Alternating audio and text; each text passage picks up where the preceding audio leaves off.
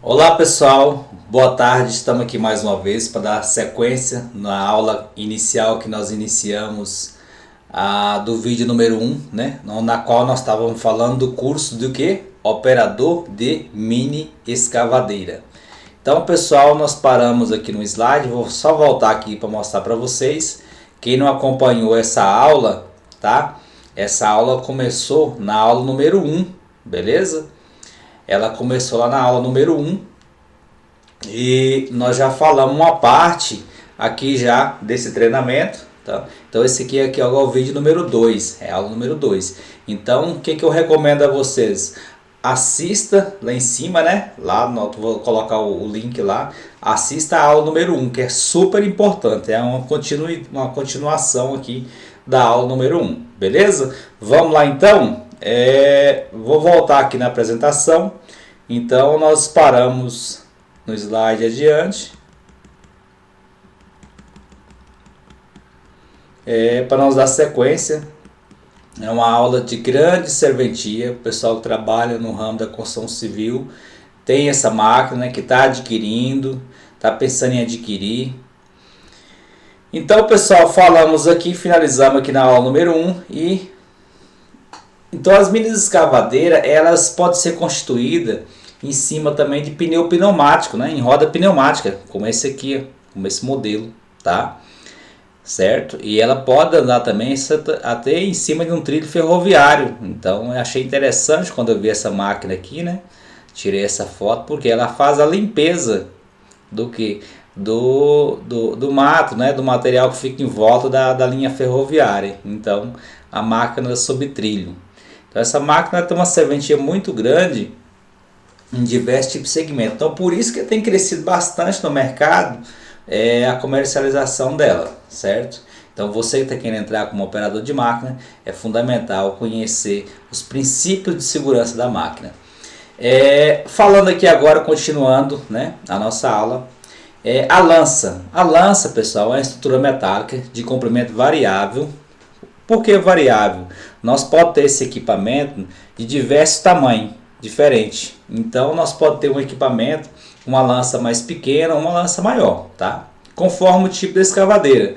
Fica apoiado sobre a plataforma de estrutura giratória, podendo ter um movimento de levantamento ou abaixamento. Então o braço sobe e desce, né? Podendo ter um movimento de levantamento e abaixamento. Para atendimento de condições de serviço, a lança sustenta o braço. Então, ou seja, nós temos o principal mecanismo de trabalho é a lança da escavadeira, né? No caso da mini escavadeira. Porém, eu costumo sempre falar que a escavadeira ela foi feita pensando, né? A mecânica se desenvolveu aqui pensando num braço humano. Então, ou seja, nota que se você pega um peso muito grande, né, com o braço totalmente esticado, o que acontece com o braço totalmente estendido? Né? Logo você vai ter, né, um problema de quê? De estrutura, né? Você vai perder o equilíbrio porque a sua coluna não vai suportar. Então é o caso da mini escavadeira. Então por isso que eu sempre falo nas minhas aulas, você pode escavar com o braço estendido, mas na hora de recolher, levantar o peso, a concha cheia, você tem que aproximar cada vez mais, né, da máquina para poder estar erguendo. Senão eu posso estar levantando a traseira da máquina, certo? Então aqui mesmo nesse caso acidente, ó, que houve aqui na verdade, pessoal? É muito comum o pessoal improvisar. O que é esse improviso? Coloca umas tábuas qualquer de madeira, né, para poder fazer subir e descer de caminhão. Cara, não faça isso, pessoal, não faça isso. É muito perigoso. Essas rampas têm que ser desenhadas, né? Recomendamos com uma inclinação de 30% de inclinação da sua unidade de transporte. Carlos, eu não sei fazer essa inclinação. Eu não sei fazer essa medida da inclinação. Como que eu sei que a minha rampa, qual que é a inclinação que a minha rampa tem? Como eu sei? Depois eu vou gravar um vídeo aqui também no canal ensinando vocês como é que faz essa medida. Mas é muito simples, é só você medir a altura do seu caminhão, né, da sua unidade de transporte, e medir o comprimento da rampa. Né? Então você pega o ponto 1, que é a altura, dividido, né, pelo ponto 2, que é o comprimento. Você vai achar o que? A medida em graus, né? Qual que é a inclinação da rampa. Então se eu tenho uma rampa muito inclinada, o risco se torna muito grande do que de haver um acidente. Então, por exemplo, que nessa imagem estão vendo aqui, ó, se a rampa estiver muito inclinada, então eu tenho um risco muito grande de inclinar, de acidente. Aqui, na hora de descer, ó, nota como que eu estou descendo corretamente, a concha sempre tem que estar para o lado de baixo, porque a concha vai dar o suporte aqui para a máquina não tombar, certo? E aqui também, ó, ela até colocou o suporte para trás, porque esse suporte que pode ajudar também a máquina não tombar para trás. E assim ele equilibra com o braço, com a concha na parte frontal. Então, detalhe interessante para vocês aqui. Então, jamais pode improvisar tábua de madeira. O pessoal às vezes usa também o barranco, muito cuidado, né? O barranco tem que suportar corretamente, né? Tem que ser uma rampa bem feita para isso, né? Cuidado com os improvisos, ou até subir sem nada. Então, tem uns vídeos meio malucos na internet que o pessoal coloca. Eu costumo falar que a internet tem de tudo, né? Tem o que é bom e o que é ruim. Então tem uns vídeos que a galera ensina a fazer esse tipo de malabarismo, mas é um risco, um perigo muito grande para a vida de quem faz isso, tá? Então eu não recomendo, tem que trabalhar da forma correta. Assim nós vamos garantir, né, o crescimento profissional e vamos garantir que vamos retornar para nossa casa com certeza com saúde. Beleza? Dando sequência aqui, às vezes ocorre alguns eventos que a galera às vezes costuma achar que essa máquina também acaba fazendo de tudo, né? Então nesse caso o cara subiu no prédio com a máquina, né? E ela foi enganchada na escada. Ela costuma trazer atolar bastante também. Por quê? O que ocorre bastante?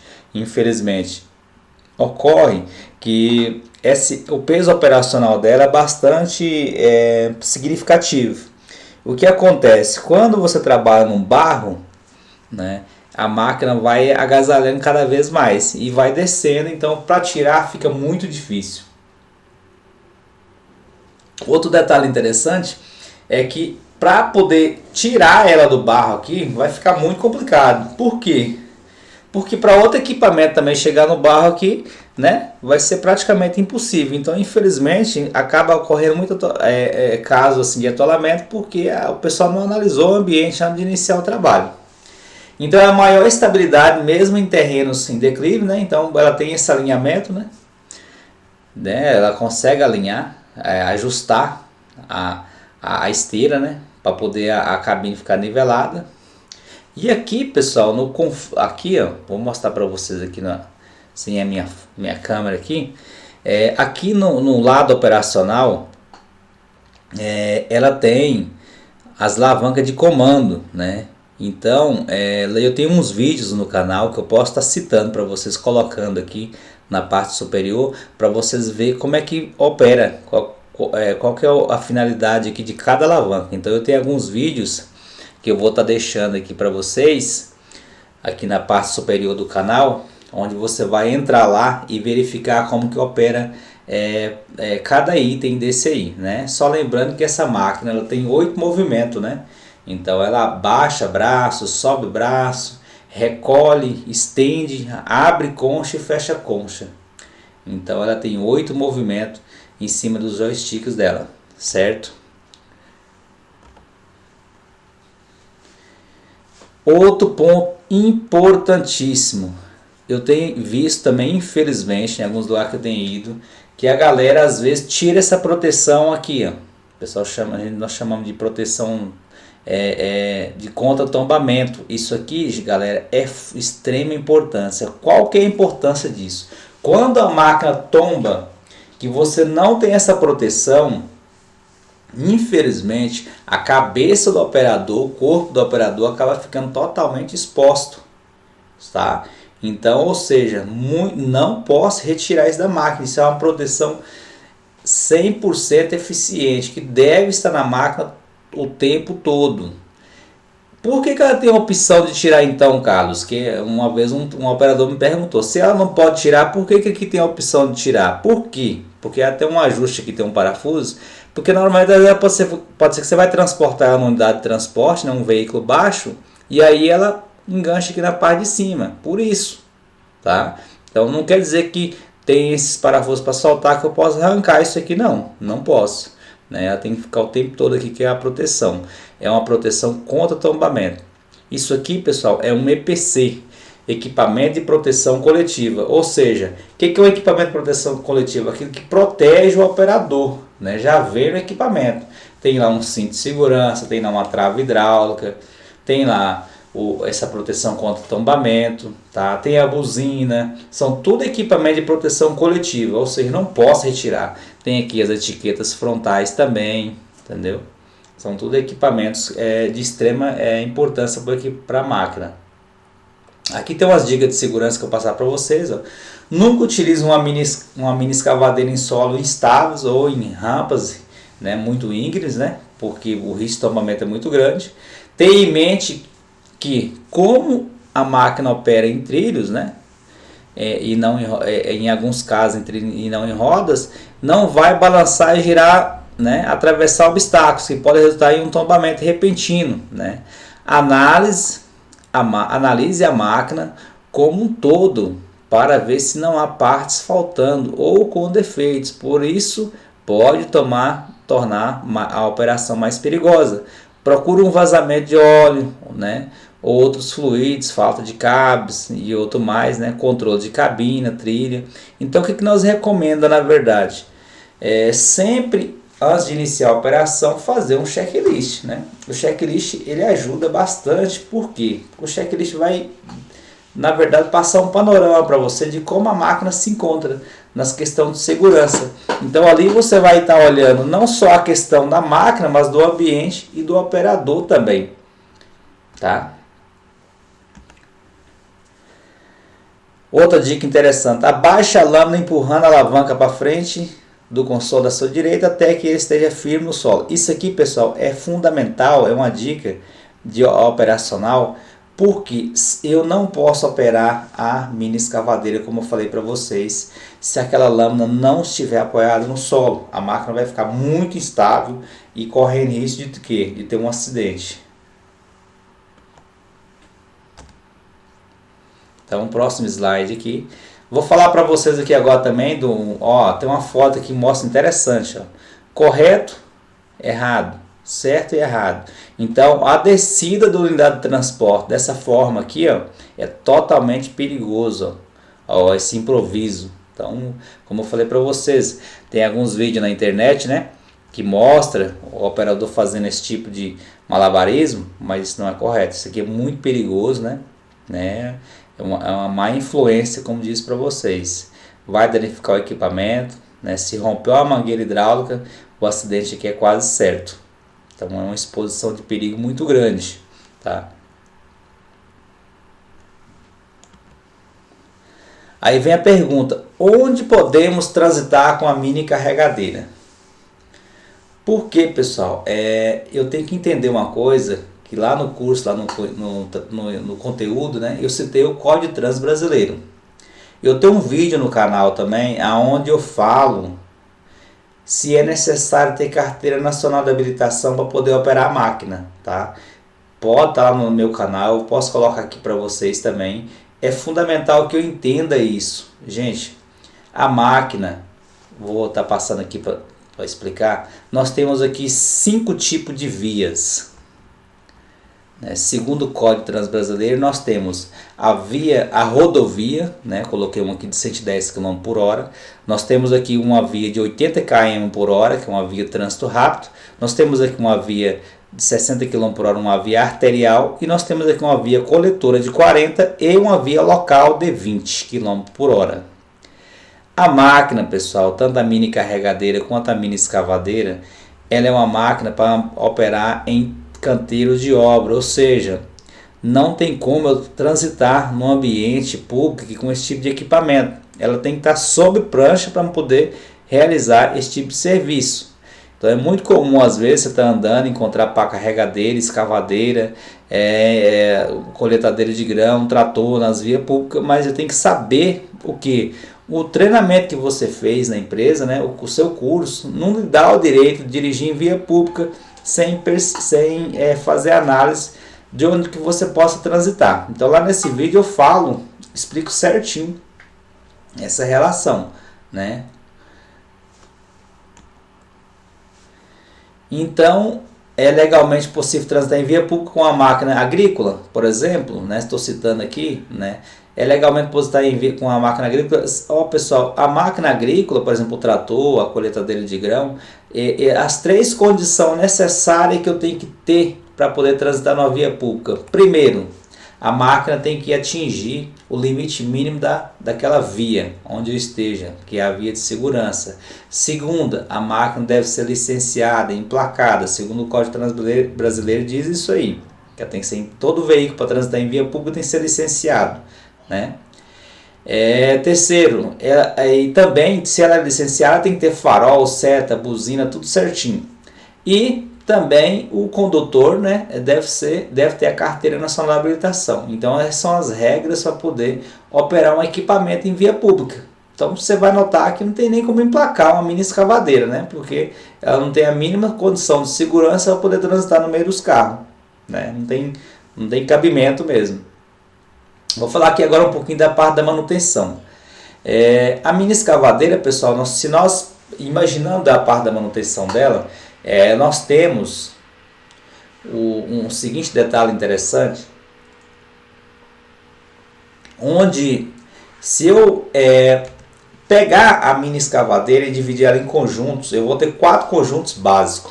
Primeiro, conjunto de alimentação, que é o que?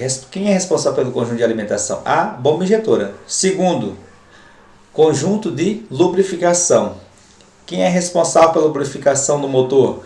A bomba de óleo, certo? E terceiro, conjunto hidráulico. Quem é responsável pela parte hidráulica? A bomba hidráulica. Quarto, conjunto de arrefecimento. Responsável pela parte do arrefecimento, a bomba de água. Então, se eu pegar a mini escavadeira, eu vou dividir ela em 4 conjuntos. Esses 4 conjuntos é responsável pela parte mecânica da máquina. Então, se eu quiser ter uma longa vida útil da minha bomba alimentadora, né, a minha bomba injetora, o que eu posso fazer de bom? Né? Posso, com certeza, óleo de ótima qualidade. Né? Eu posso trabalhar também muito cuidado com sujeira na hora de fazer o abastecimento. Né? Sempre trocar os fios de óleo. Porque esse motor é um motor de pequeno porte também. Então é um motor mais fino, né? Então eu tenho que preocupar com essa questão da qualidade do óleo. Tá? A minha segunda bomba, a bomba de lubrificação. Pessoal, óleo, às vezes a galera acha que é tudo igual, mas não é tudo igual. O óleo tem, cada fabricante tem sua marca, cada fabricante tem seu modelo de óleo. Então o modelo de óleo não pode ser trocado. Tá? O modelo de óleo não pode ser trocado, porque com isso você garante uma vida útil, né, da sua máquina. Né? E sem contar que a bomba de óleo ela lubrifica também a bomba injetora. Então, se eu não tiver uma boa lubrificação, vou ter problema também na bomba injetora. Terceira, a bomba hidráulica. A bomba hidráulica, galera, dessas máquinas, o ideal é você trabalhar com a aceleração dela próximo do máximo, ou em alguns equipamentos no máximo, de acordo com o manual dela recomendar. Por quê? Essas máquinas de pequeno porte, se eu trabalhar com ela desacelerada, eu posso estar forçando a parte hidráulica. Tá? Então você vai ver que alguns manuais, né, alguns fabricantes, vai pedir para você trabalhar com ela com aceleração no último, ou seja, no acelerador manual na fase final. Por quê? Para poder manter a força regular.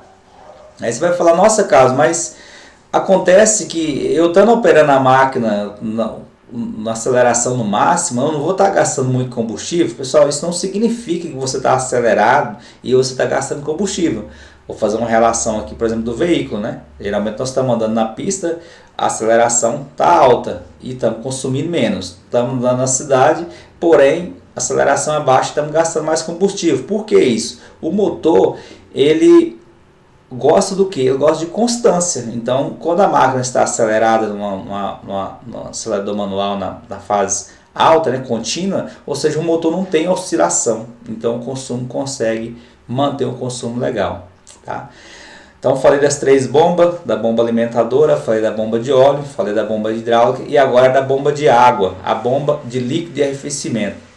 Detalhe interessante, pessoal, a boa manutenção do equipamento, em referente à parte de arrefecimento, passa pelo líquido que você coloca no radiador. né? Qualquer fluido que você comprar, né? Qualquer fluido que você comprar, qualquer aditivo, ele não é recomendado para colocar com água bruta. O que é uma água bruta? Essa água comum, né? Torneira. Por quê? Essa água bruta ela compõe, né? Ela tem vários compostos biológicos natural dela, né? A água do rio comum. Por isso, qual que é o recomendado para você colocar no radiador dessa máquina? Ela deve ser colocada a água desmineralizada, aquela água que você compra lá nas lojas de peças automotivas. Então é aquela água que eu recomendado de colocar. Ou você comprar aquele fluido já recomendado no manual do seu fabricante. Então, para esses equipamentos compactos, às vezes costuma dar problema, né? Principalmente quando está ficando mais velha, na parte de arrefecimento. Na maioria das vezes é porque a galera, infelizmente, não coloca o fluido correto, certo? Então isso é interessante a observar. Então falei aqui para vocês, né, da bomba de óleo, da bomba hidráulica, da bomba de água e da bomba injetora. Outro detalhe interessante, pessoal, eu também tenho um vídeo no canal onde eu mostro, onde eu falo a simbologia. Esse vídeo é interessante você assistir ele. Por quê? Não adianta eu querer conhecer a parte mecânica da máquina se eu não entender de simbologia. A simbologia ela é fundamental, tá? A simbologia ela vai mostrar os códigos de falha da parte da manutenção, ok? Então, pessoal, nós finalizamos essa segunda aula nossa aqui. Nós finalizamos essa nossa última aula. Agradeço vocês aqui pela atenção, beleza? No treinamento teórico aqui de operador de mini escavadeira hidráulica. E nós temos outros vídeos no canal para vocês continuar o aprendizado com certeza. Beleza? Um abraço e até a próxima.